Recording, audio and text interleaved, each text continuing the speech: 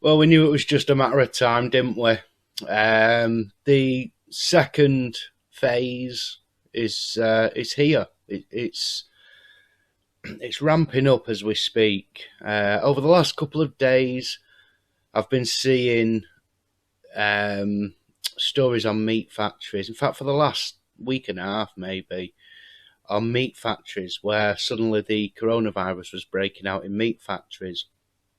And one really interesting thing I found in that was they were saying that the conditions with the low temperatures in these factories allows it to breed more, which is in contradiction to what they say, 3 weeks ago, up to 3 weeks ago, and going up well beyond that, up to that point, where they were saying, oh, will it ease off in summer? No, because temperature doesn't affect the coronavirus.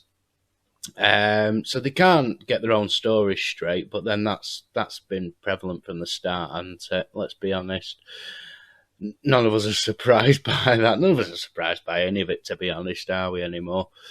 But the second phase is coming. Now, our television, my mum always has Sky News on. Very annoying. But I'll listen to it in the morning. I go down, have my breakfast and that. We have our chat or whatever, and see what the news are saying that day. And Sky News has been hammering on about it for ages. Anyway, what keeps happening is the telly turns over to CNN on its own. It's really strange. I mean, we're in England. We shouldn't even be getting CNN, the Clinton News Network. But they were talking about spikes in cases in a few of the states, showing it in red on the map, even though it wasn't going up that much. And I thought that was interesting, especially when I saw news of what's going on in the UK when they're claiming the same stuff. Let me see if I can get the thumbnail. There was an image that was shown of where the cases are spiking in the UK. It seems to have disappeared now, actually.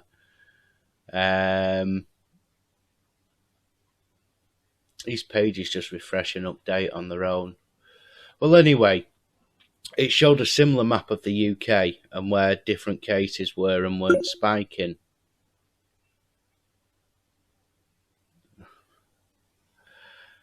Notification. Need inputs. Just uploaded a video. Phase 2 coming. Everyone can see it. Us awake people, we can all see it coming, can't we? I mean, I'm preaching to the choir here. You already know all this, but I'm sharing it anyway, and you can share it out with people who might not know. But here we go. Boris Johnson hints at second lockdown for local coronavirus outbreaks. This is how it always starts, isn't it? Hints. Oh, this is going to happen, that's going to happen. Now, this is leading up to July the 4th, of course, which will be the UK's new Independence Day. America have got Independence Day on July the 4th. Now we're going to have it as well, because that's when we'll all be set free. And they're planting the seeds of all this now, of the second lockdown. They're going to let us out for a week, 2 weeks, and then they're going to go, look, it's spiked. And they've already started the stories in the media of it spiking. But they're not going to do a nationwide lockdown. If we go back to Chrome here and this other story I was looking at from the Mail Online, both these stories are from this morning. There have been at least 271 COVID-19 deaths in Leicester since outbreak began, more than 1,000 cases. Midlands is one of England's worst hit regions, with second highest death count after London, which is strange because that was somewhere up in the northeast the other week, but there you go. So they're talking about Leicester could be shut down here under a local lockdown. So expect for it to happen in Leicester first. Leicester, of course, has a large community of what are now called BAME people. Black, Asian, and minority ethnic. I don't know when the saying went from ethnic minority to minority ethnic. That's a switch, it's a Mandela effect, whatever. Doesn't matter. But this Leicester has a huge, what they call BAME community, who are said to be worst hit by this virus.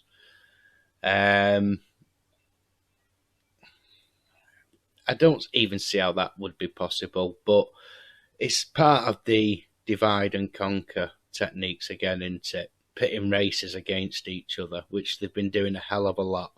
They took a little break from coronavirus just to get the old race issues out there for a couple of weeks. Have you noticed how those protests just died off? They started spontaneously out of nowhere.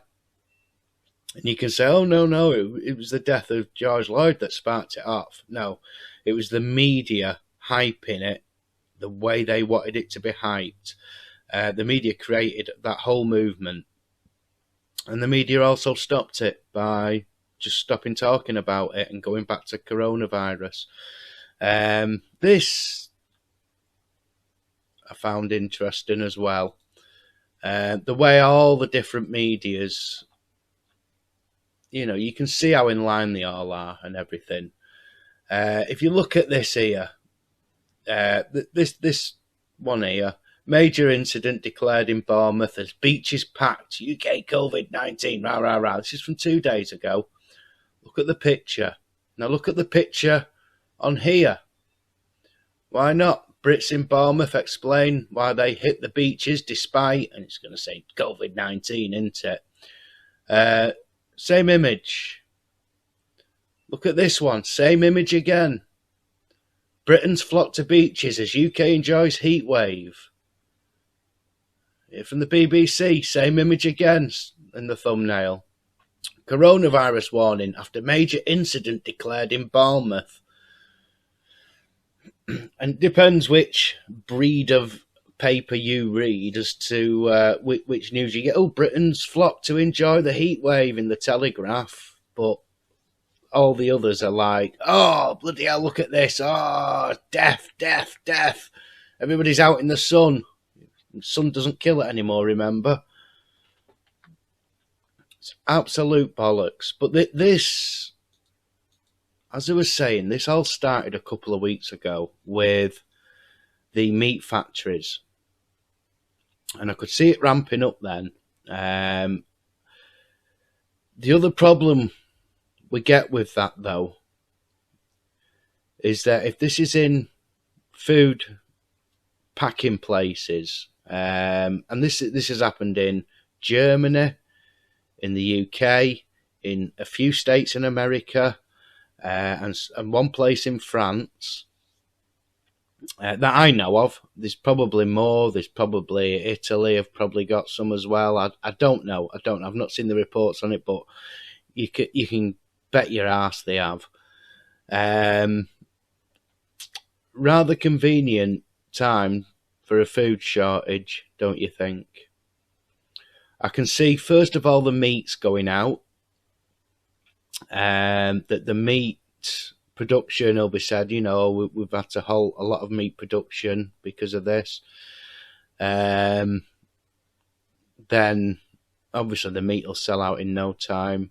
Then everything else starts to sell out because if you've got no meat, you're starting to buy all other stuff. But my other worry, when there's no real meat to be had,